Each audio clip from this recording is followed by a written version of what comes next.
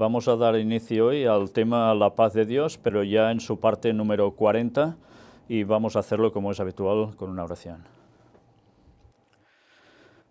Padre nuestro, te estamos muy agradecidos por estar en tu santo día y por poder seguir ahondando en el conocimiento de tu palabra. Te queremos pedir, Señor, que sea el Espíritu Santo el que nos vaya guiando, el que nos dé la luz, el conocimiento que tanto necesitamos y anhelamos. Y que ese conocimiento no sirva solo para nosotros, que no nos conformemos con saber las cosas, sino que lo hagamos poniéndolas en práctica y compartiendo este mensaje con todo el mundo. Bendícenos, Señor, cuida de tu pueblo por todo el mundo y ve uniendo a los tuyos ya para cuando regreses. Perdona nuestros pecados, Señor. En el nombre de Jesús te lo pedimos todo. Amén.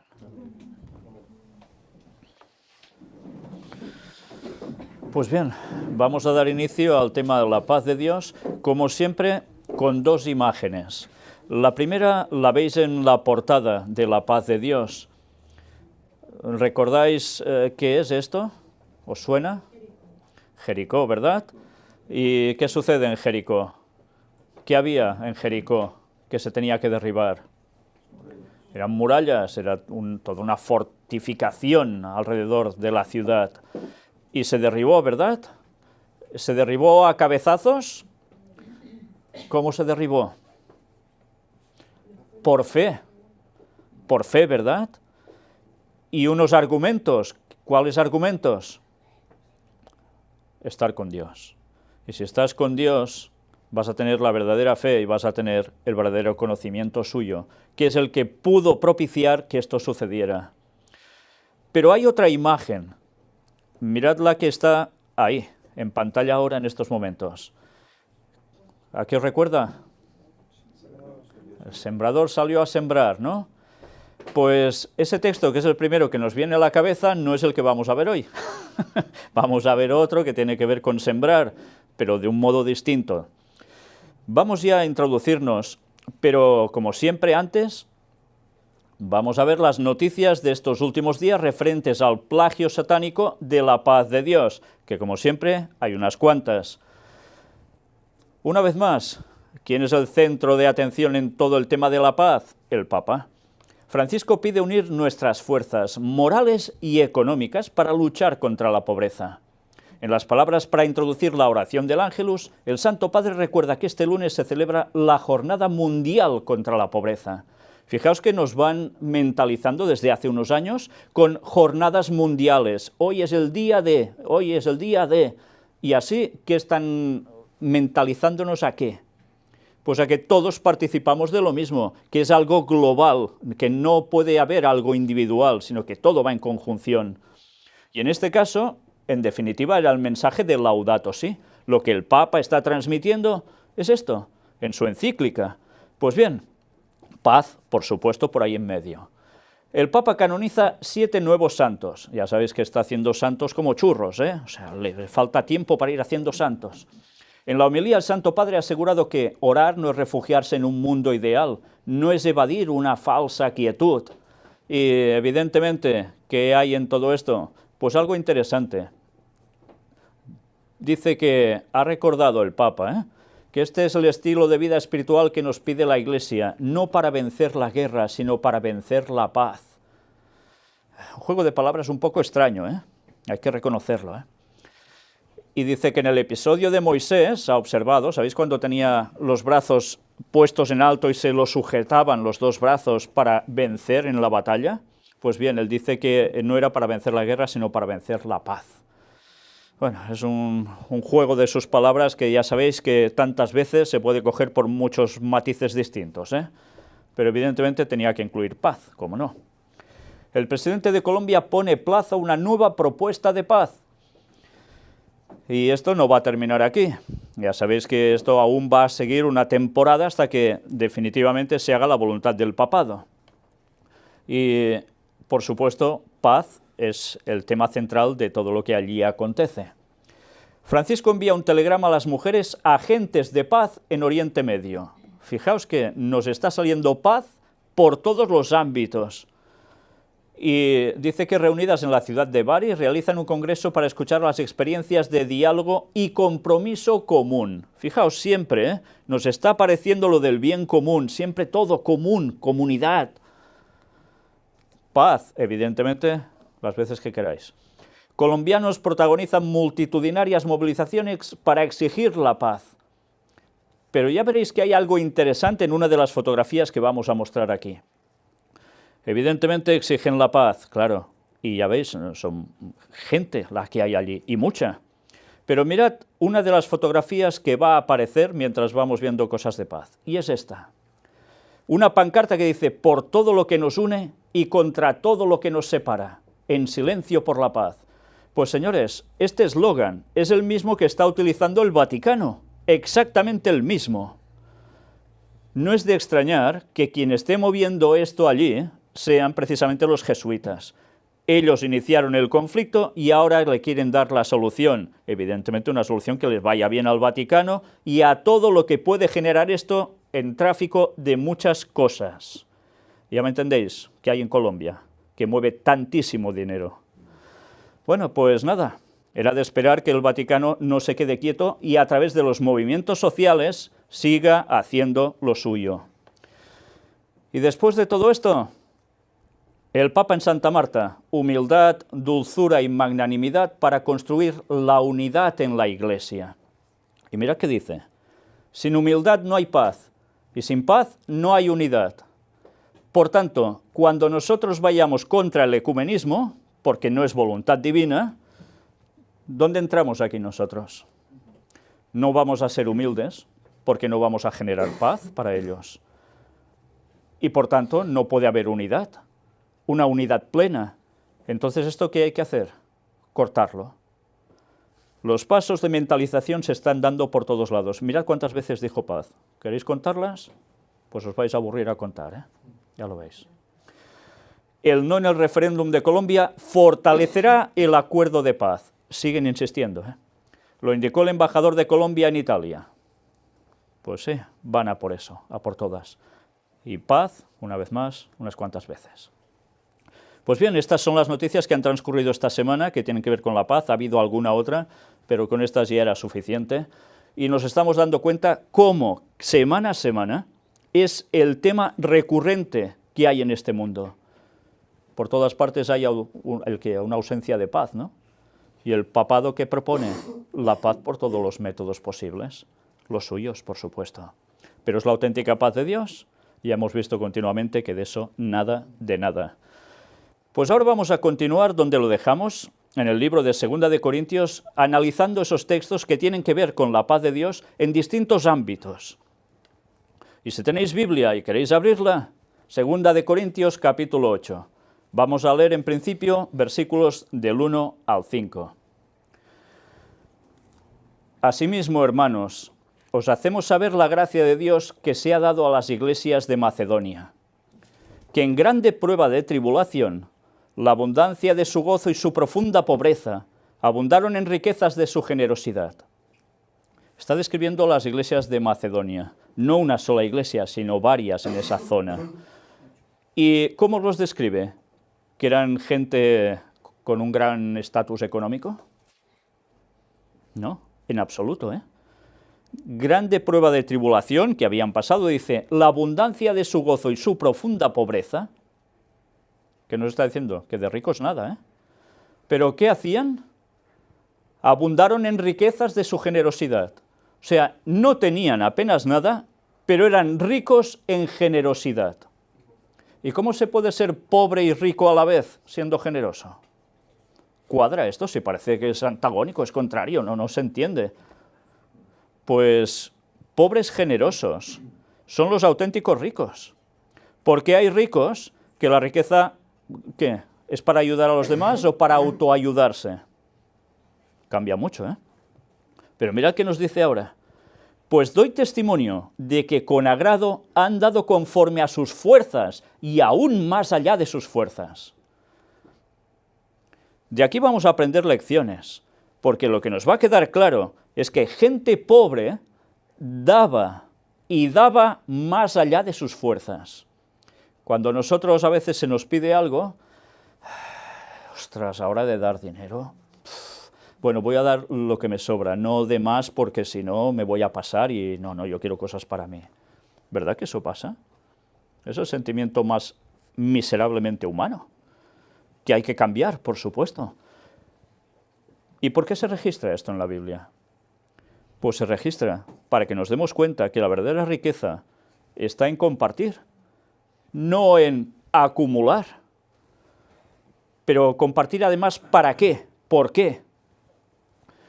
Pidiéndonos con muchos ruegos que les concediésemos el privilegio de participar en este servicio para los santos.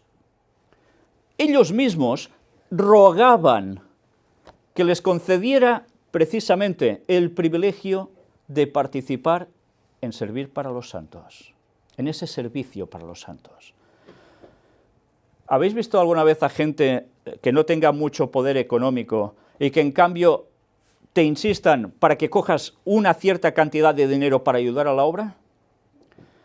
Yo he tenido el privilegio de vivir eso. Cuando he estado en ciertos países que precisamente la economía no es lo más destacado, ver cómo se me acercaban personas pobres, realmente pobres, que si vivieran aquí serían de lo más bajo de la sociedad, y daban todo lo que podían para seguir avanzando la obra. Eso toca el corazón a cualquiera, porque empiezas a pensar y dices, ¿y nosotros desde aquí, desde teóricamente más opulencia, hacemos lo mismo? Y sabéis, cuando les dices, no, porque tú lo necesitas, te dicen, no, la obra es lo primero.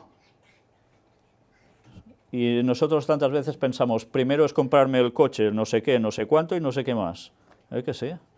Pues cómo cambian las perspectivas en la gente que verdaderamente se entrega a Dios. Cómo cambia, Pero dice, en este servicio para los santos. Esto vamos a ver que tiene dos connotaciones. Una es para ayudar a los santos, no se está refiriendo a esas figuras que están en un altar, ni a santos que estén en el cielo, porque les vais a dar dinero a santos que dice la Iglesia Católica que están en el cielo. No cuadra, ¿no? Vale. ¿Pero a qué se refiere entonces? Estos santos son los del pueblo de Dios, los que intentan guardar los mandamientos de Dios y tienen la fe de Jesús. A estos ellos querían ayudar. Ellos estaban en Macedonia, los otros en Corinto. Estaban lejos, no estaban ahí mismo. Y lo hacían todo para ayudarles. ¿Por qué? Porque sabían que en Corinto la cosa estaba como estaba. Pero es más que eso. En este servicio para los santos quiere decir que ayudaban a sostener ¿a quién? A los que estaban predicando la palabra. Y ya lo veremos aún más. Y no como lo esperábamos, sino que a sí mismos se dieron primeramente al Señor y luego a nosotros por la voluntad de Dios. O sea, que eran personas que se entregaban totalmente al Señor. ¿No es maravilloso esto? La verdad es que si nos quedamos analizando esto es para decir, qué lejos estoy del Señor. ¿Cuántas veces? Pues bien, hemos de aprender todo esto, Servicio para los santos. Ya veremos más sobre este concepto que el apóstol Pablo irá desgranando. En el mismo capítulo 8 de 2 de Corintios, en el versículo 21, dice, procurando hacer las cosas honradamente, no solo delante del Señor, sino también delante de los hombres. ¿Se pueden hacer las cosas honradamente delante del Señor? ¿Y delante de los hombres? ¿A la misma vez? ¿Por separado? Evidentemente a Dios no podemos engañarlo. Podemos intentar hacer las cosas honradamente delante del Señor, aparentemente, en apariencia, pero el Señor sabe nuestro corazón. No solo delante del Señor, sino también delante de los hombres. A veces hay muchas personas que hacen las cosas honradamente delante del Señor, a medias, claro, aparentemente sí. ¿Qué hacían los fariseos? Aparentemente no eran así. Trabajaban honradamente para el Señor, sí. Pero, ¿y delante de los hombres? Bueno, delante de los hombres también lo hacían, Porque ¿verdad que hacían sonar bocina cuando daban alguna limosnita? Pero esta no era la auténtica forma delante de los hombres. delante de los hombres es hacer las cosas correctamente, bien, porque hay que hacerlas bien, porque la mejor forma de dar el mensaje es hacer las cosas bien ante Dios y ante los hombres. A veces pensamos, no, yo ya sé que en mi corazón hago las cosas bien ante Dios, pero ante los hombres, bueno, si da la sensación que es otra cosa, me da igual. ¿Qué me importa lo que digan los demás? No, no. También nos hemos de abstener de según qué cosas por causa de la gente, porque eso es amor. Y tantas veces funcionamos distinto. Segunda de Corintios 9, del 6 al 10. Pero esto digo, y ahora recordaréis la imagen que aparecía a mi espalda. El que siembra escasamente, también segará escasamente. ¿Veis cómo es otro texto? Este no, a veces no lo recordamos. Y el que siembra generosamente, generosamente también segará. ¿A qué se aplica esto? Normalmente, cuando hablamos en otros textos como los que nos venían a la cabeza sobre el sembrador, pensamos en qué es qué, en dar el Evangelio, ¿no? Sí, puede ser una aplicación, pero en este caso vamos a ver que tiene otro matiz que tiene que ver precisamente con lo que estaban haciendo los de Macedonia hacia los de Corinto, pero principalmente para Pablo y los suyos. Sembrar escasamente. Evidentemente la lógica es clara, si siembras poco, vas a recoger poco, ¿no? Si siembras generosamente, mucho, vas ¿a qué? A segar, pues mucho. Ahora aplicado esto al Evangelio, ¿es cierto? Si hablas poco del Evangelio a los demás, siembras poco, muchos se van a convertir. Es difícil, ¿no? Si hablas mucho del Evangelio a los demás, es más fácil que haya más que se conviertan al Señor. Pero ¿y económicamente? ¿Cómo se entiende eso? Claro, porque es a lo que va aquí el apóstol, ¿eh? Pues ahora lo veremos cómo se va entendiendo esto. Cada uno dé como propuso en su corazón, no con tristeza ni por necesidad, porque Dios ama al dador alegre. Cada uno dé como propuso en su corazón. Y en el corazón, ¿cómo nos proponemos? Soy la calderilla. Eso pasa, ¿eh? Eso pasa. No con tristeza. ¿Por qué? Ostras, ahora he de dar no sé cuánto. Me duele. Sí, tristeza. Ni por necesidad. Claro, es que tengo otro remedio que hacer esto. ¿Porque Dios ama al dador alegre? Claro que lo ama al dador alegre, porque el dador alegre es generoso, lo hace de corazón, porque está unido a Dios y sabe que si Él da, tranquilo, que Él no se va a morir de hambre, Dios también le va a dar a Él. Pero claro, el ser humano somos tan cortitos, que vemos lo que hay en ese momento, y la fe es eso que, bueno, para según qué. ¿Dios me va a ayudar si hago lo correcto? Claro que sí, pero es que a veces soy yo el que no quiero que el Señor me ayude porque yo digo, no voy a hacer lo correcto porque me voy a quedar sin.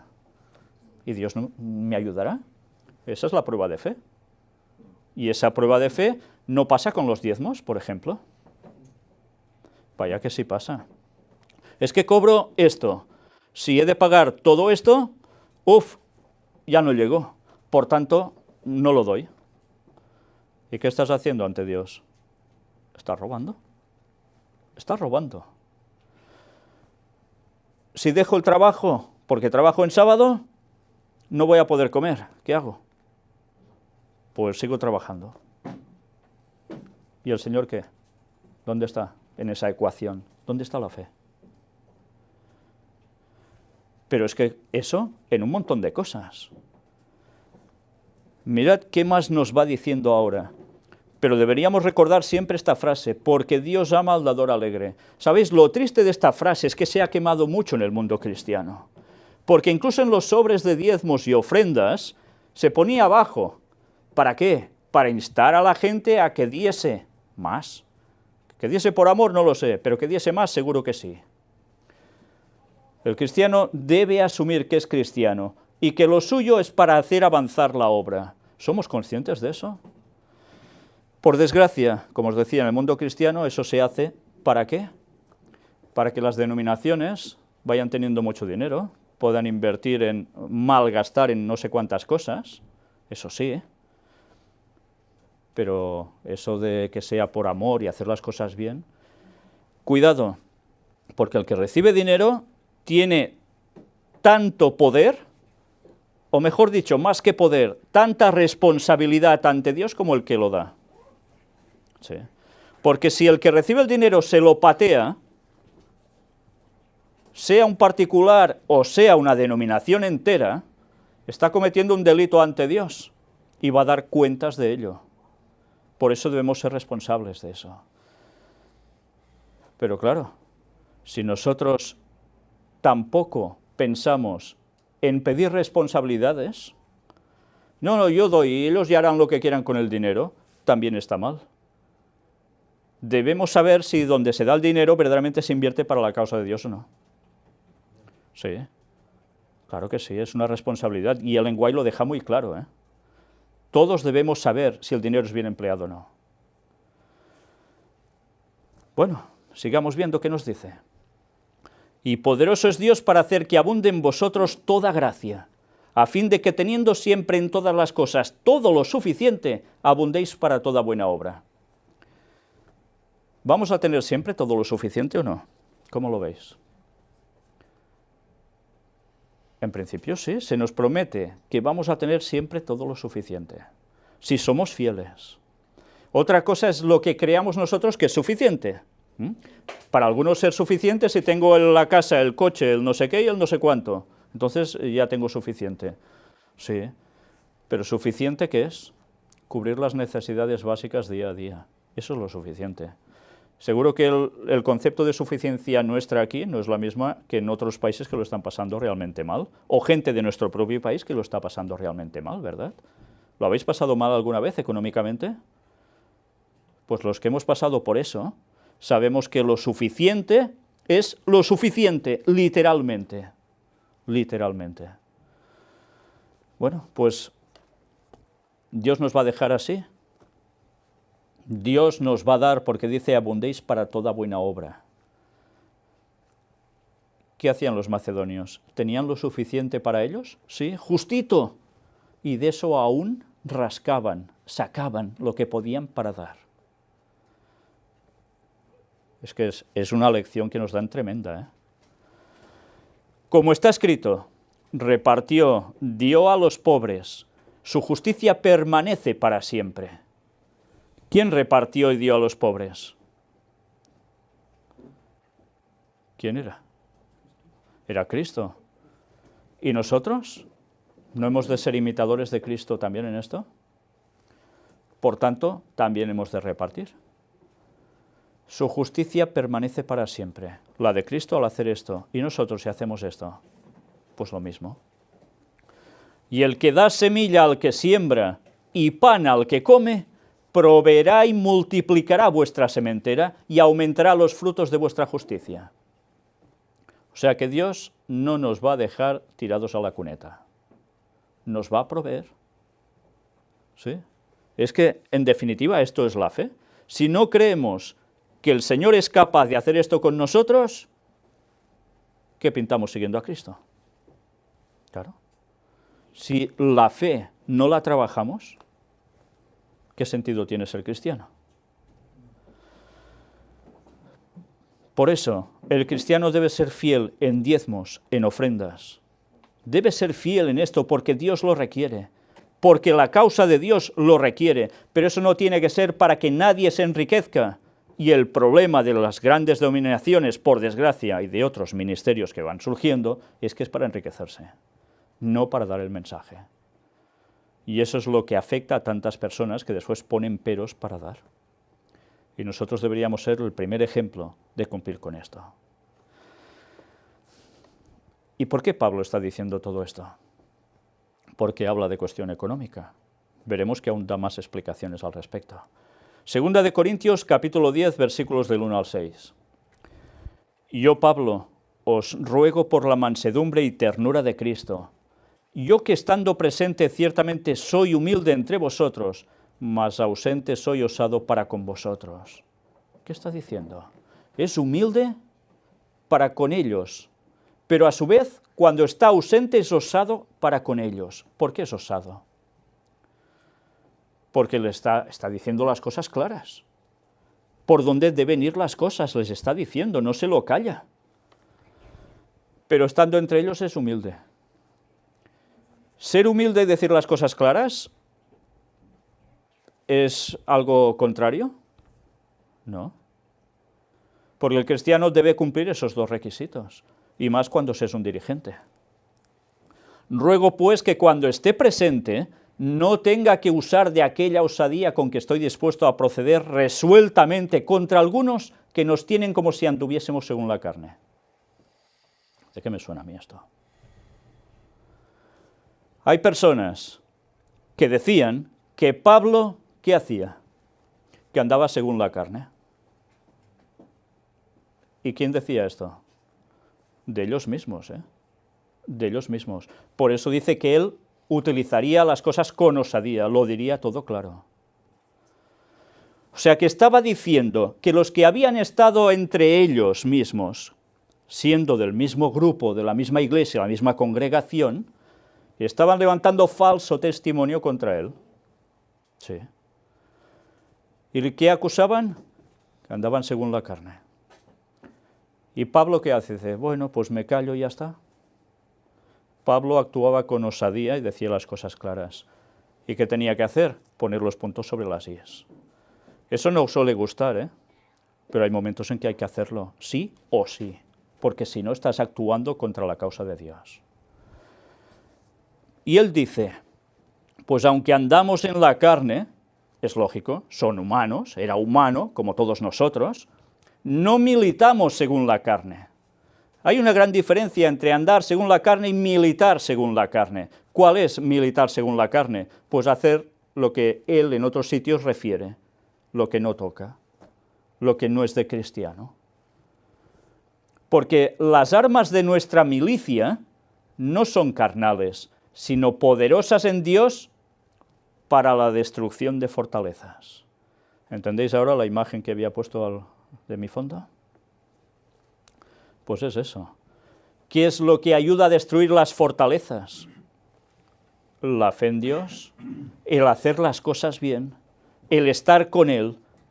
Esto es lo que destruye las fortalezas. ¿Pero qué fortalezas?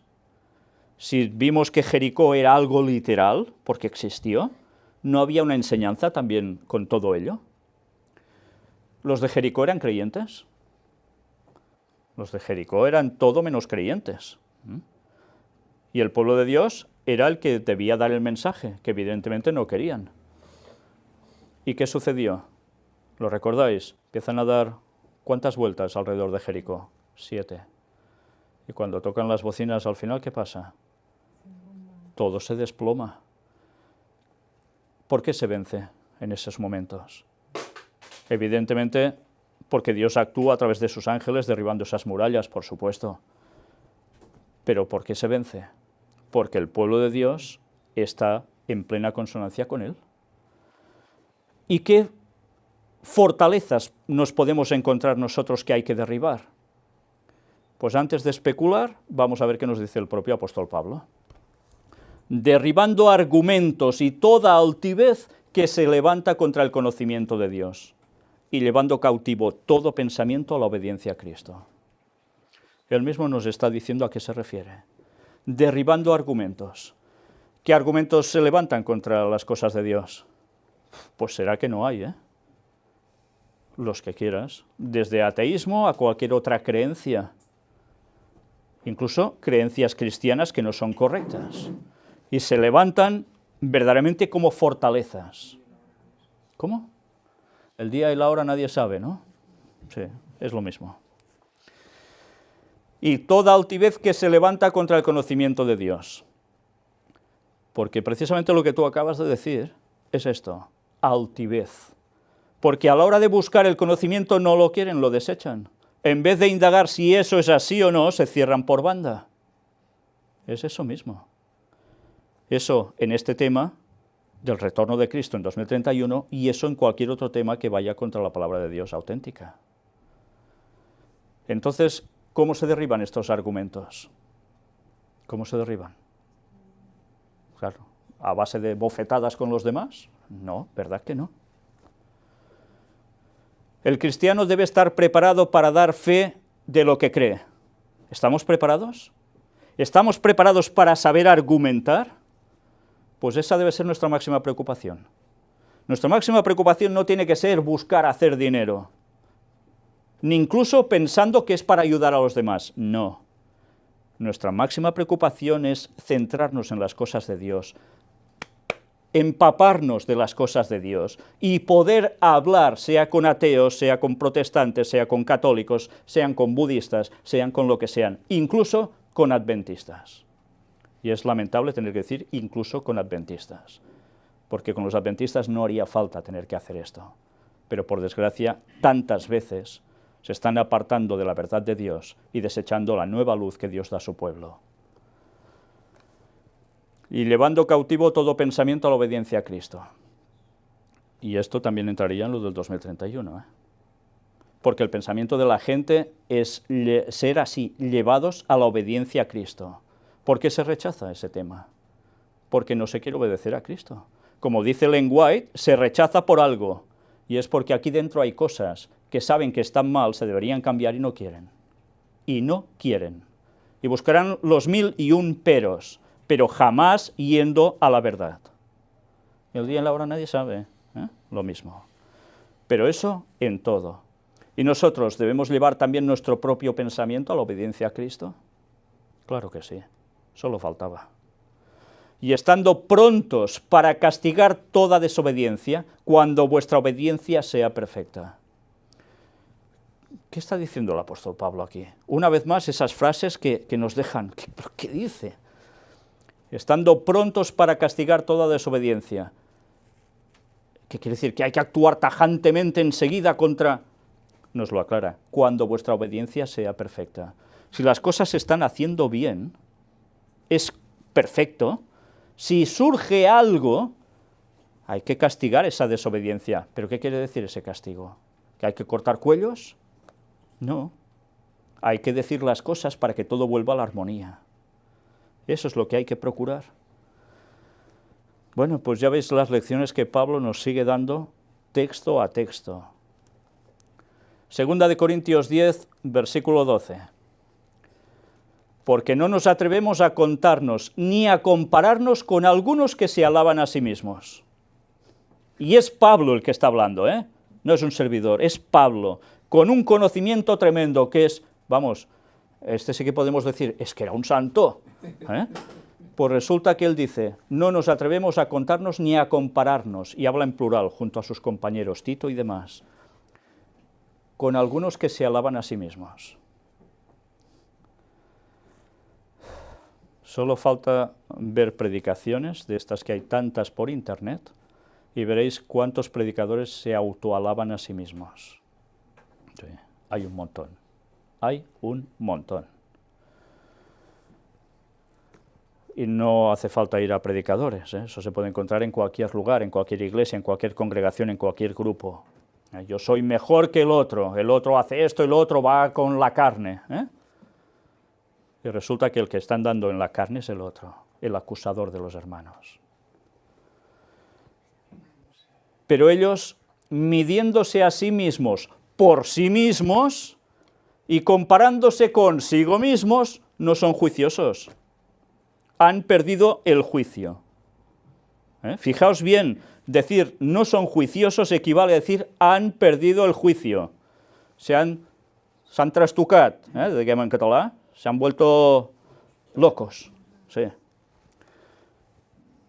¿Nos podemos comparar a los demás con nosotros mismos?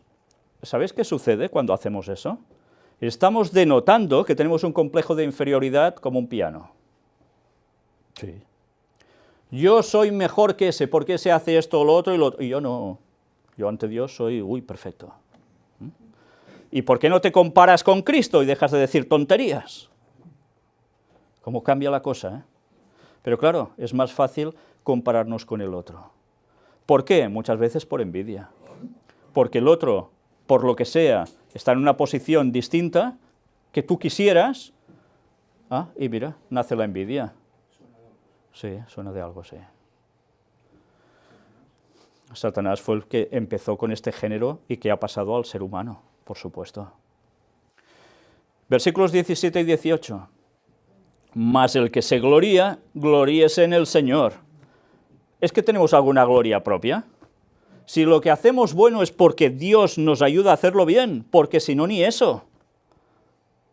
¿El mérito de quién es? Nuestro, de Dios. Porque no es aprobado el que se alaba a sí mismo, sino aquel a quien Dios alaba. Madre mía. Madre mía. Es que a veces piensas en personajes, cuando esto sucede, y a veces no pensamos en nosotros mismos, que podemos caer en lo mismo, Pero ser aprobado el que se alaba a sí mismo, ese no es aprobado. Ese no es aprobado. Yo soy el mejor haciendo no sé qué, Sí, vale. ¿Y ante Dios eres el mejor? ¿Dios te alaba? ¿Con tu actitud, tu forma de hacer, de proceder, Dios te alaba? ¿O Dios en verdad te va a decir, vine Macu, ven majo, que ya verás? Es para pensar, porque ante eso estamos todos. Segunda de Corintios 11, versículos del 6 al 15 nos dice: pues aunque sea tosco en la palabra, no lo soy en el conocimiento. En todo y por todo os lo hemos demostrado. Y ahora diréis, es que Pablo era un chulo. Dice que no se alaba y tal, y va y dice esto. Pablo es juicioso, Pablo dice coherencias, las cosas como son, no está alterando las cosas para decir lo que no es, sino que muestra las cosas tal cual son.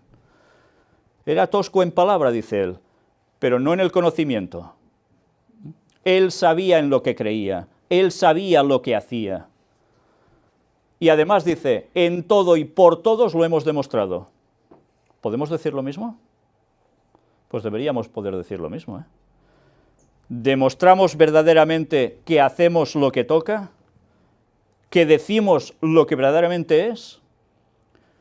Si hacemos eso, todo lo que digan de nosotros, en verdad, ¿qué va a ser? Falso testimonio. Y eso abunda, Eso abunda. ¿Pequé yo humillándome a mí mismo para que vosotros fueseis enaltecidos por cuantos he predicado el Evangelio de Dios de balde?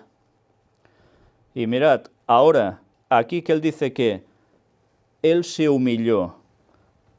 ¿Qué quiere decir? ¿Que iba con soberbia? Todo lo contrario. Iba a los hermanos humildemente. ¿Sabéis? Hay algo que a mí me dio mucho que pensar en algunas ocasiones cuando estuve invitado a predicar en otros países. Y es cuando me decían algo que me impactó mucho, y me lo dijeron en varios lugares. Es que ha venido tal, un predicador, y hemos visto que no es humilde, que venía con orgullo, con arrogancia. Y sabéis, y algunos de muy conocidos, de esos que suben vídeos también por internet.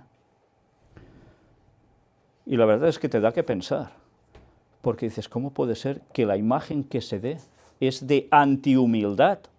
Y más cuando tienes que dar el mensaje. Bueno, es para tener eso presente siempre, que no caigamos en lo mismo. Pero dice, para que vosotros fueseis enaltecidos. ¿Por qué? Porque él sí les daba el mensaje, pero ¿qué buscaba? Que los otros crecieran, se enaltecieran. ¿Hacia quién? ¿Hacia ellos mismos? No, hacia Dios.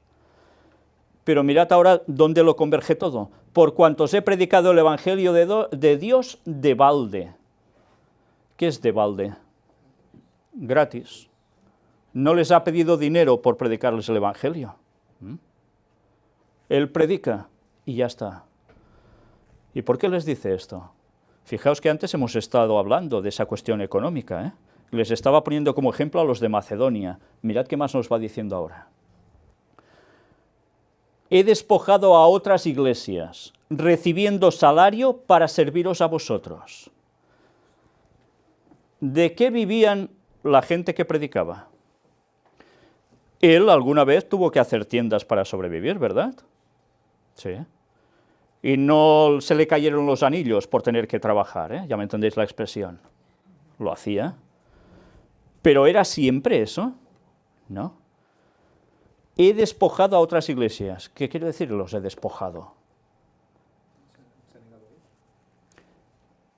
Había despojado a otras iglesias en el sentido económico.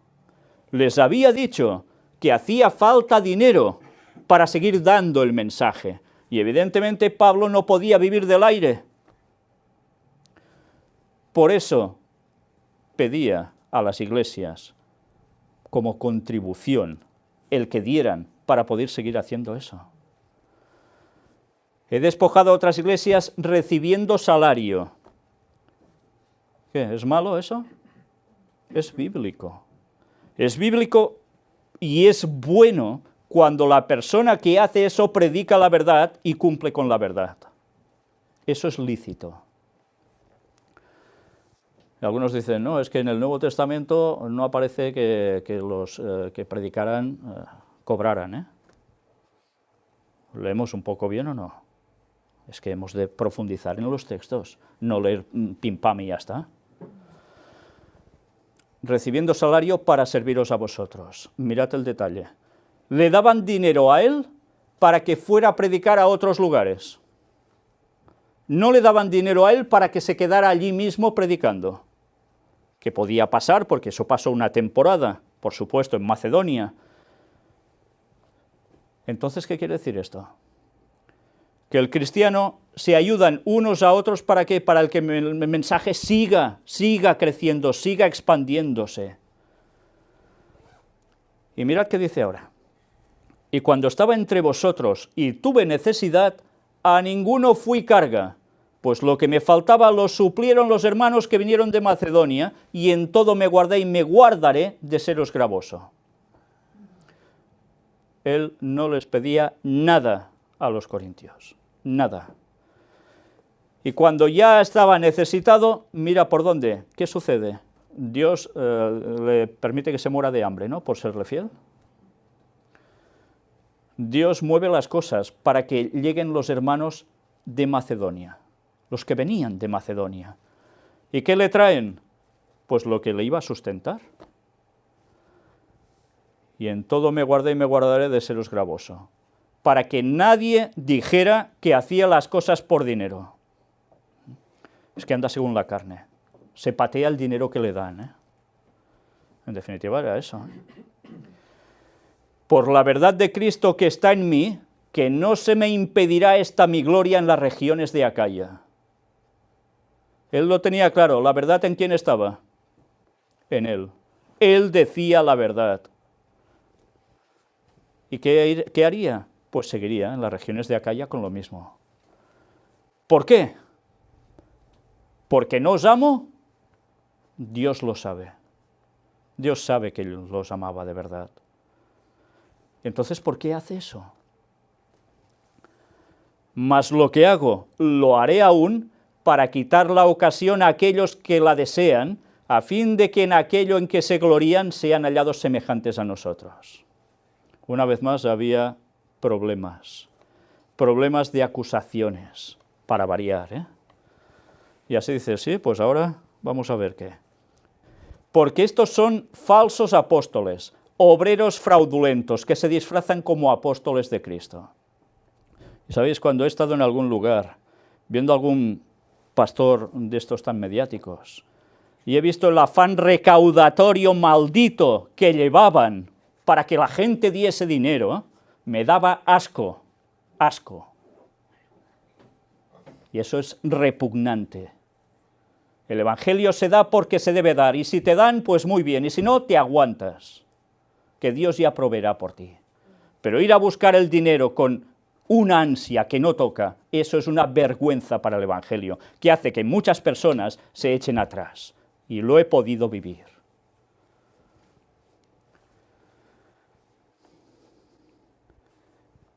Y mirad qué dice ahora.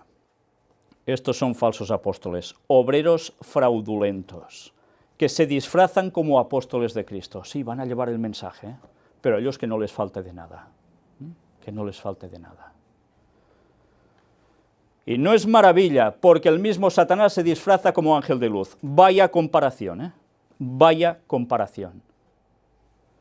Predicadores que van de predicadores de Cristo y resulta que en verdad actúan como Satanás, que es capaz de disfrazarse como ángel de luz.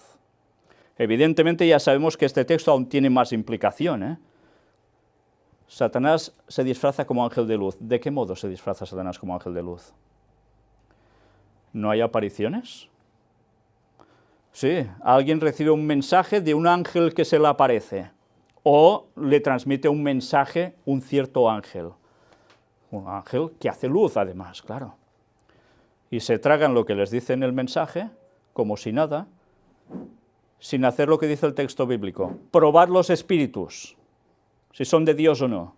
Eso no se hace. Entonces, una aparición que te deja embelesado, te transmite un conocimiento X, que además, evidentemente, tendrá una parte de error, y tú lo aceptas porque tus sentidos han quedado alucinados con eso.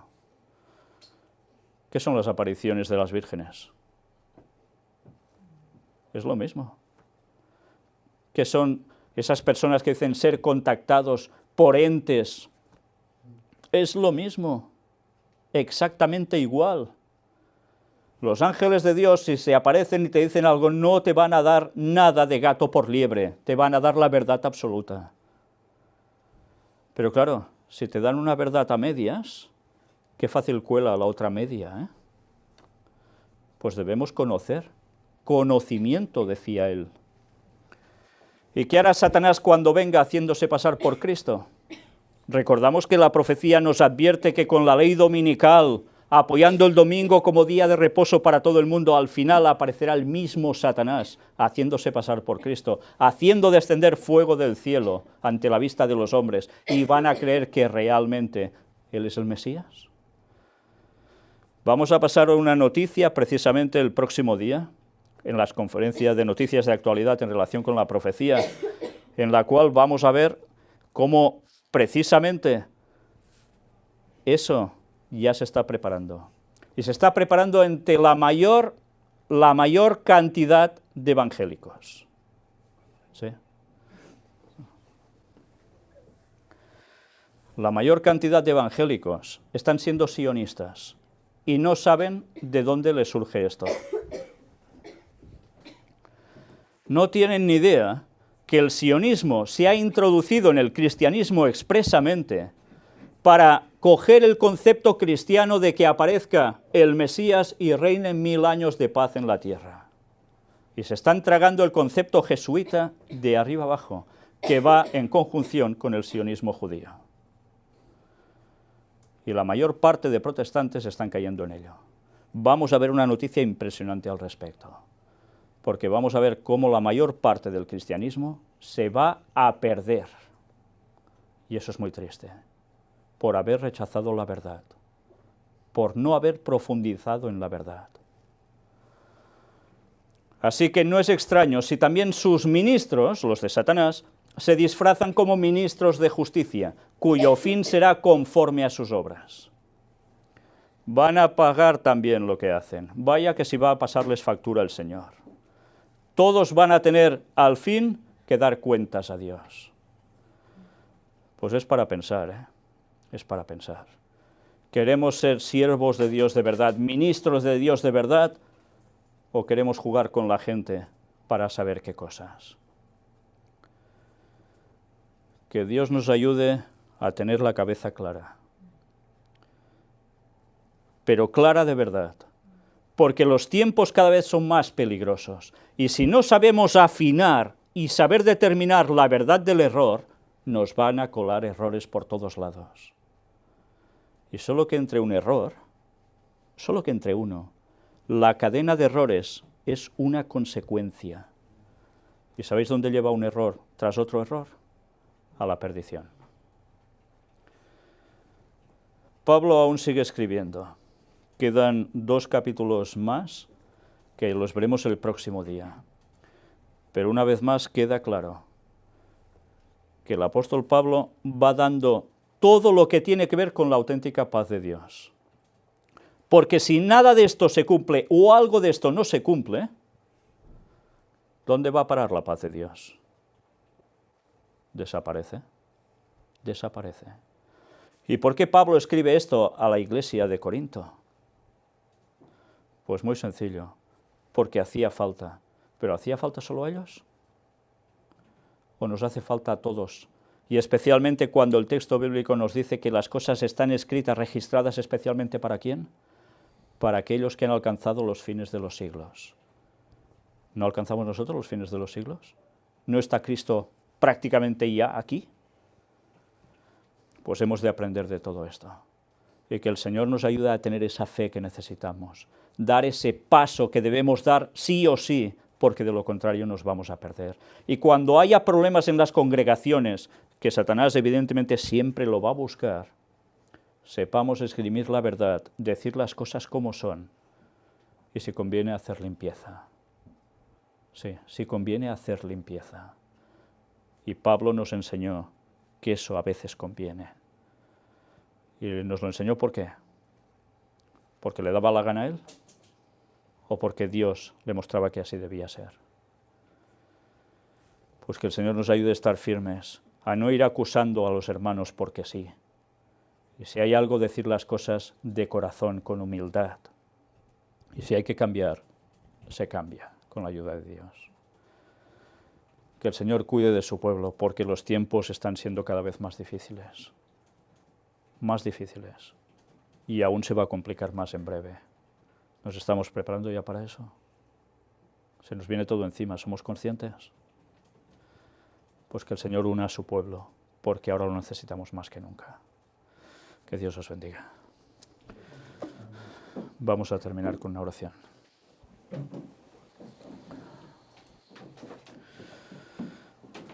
Padre nuestro, Señor, te queremos pedir que nos ayudes a sacar de nosotros todo lo malo, pensamientos, palabras, acciones, que nos ayudes siempre a comprarnos contigo y no con los demás. Cuán lejos estamos de ti tantas veces, y a veces cuando pensamos que estamos tan cerca, en un momento nos damos cuenta que volvemos a caer y seguimos lejos. Pero Señor, que eso no nos hunda, que nos ayude a saber rectificar, a ser sabios para pedirte los cambios necesarios en nuestra vida y poderlo hacer. Danos toda la fe que necesitamos, Señor, y ayúdanos a ser una luz para tantas personas, tantas de este mundo, creyentes y no creyentes, que necesitan saber la verdad y seguirla. Cuida, Señor, de que demos tu mensaje con fuerza, llenos del Espíritu Santo, derrámalo sobre tu pueblo. Y termina esta obra, Señor, que solos nosotros no podemos, pero utilízanos tanto como puedas para ello. Perdona todo lo que hacemos mal. Ayúdanos, Señor, en todo, por favor. En el nombre de Jesús te lo pedimos todo. Amén.